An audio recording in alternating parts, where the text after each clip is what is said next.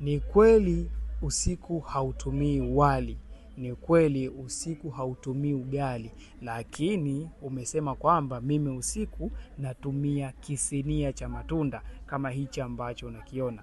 Ukweli ni kwamba haujaepuka kitu, kwa sababu tunachokiangalia hapa ni glucose ambayo itapatikana baada ya kusagika kwa hiki chakula katika mwili wako. Vyakula ambavyo unavitumia usiku wa sasa, ya matunda ambayo umesema kwako ni salama, bado yana kiwango kikubwa sana cha sukari, kiasi cha kwamba tunasema kwamba ina high glycemic index. Hivyo unakuwa haujakimbia chochote. Hakikisha unabadilisha mtindo wako wa maisha, lakini kutumia wanga sio shida, inategemea wanga gani ambao unautumia mara zote. Hivyo ni vyema kwanza kupata elimu kwanza ya namna sahihi ya mpangilio wako wa vyakula kwa wewe mgonjwa wa kisukari, ili uweze kurudi katika hali yako ya kawaida. Lakini kutumia kisinia cha matunda kama hichi, haujakimbia sukari, unazidi kuongeza sukari yako katika damu.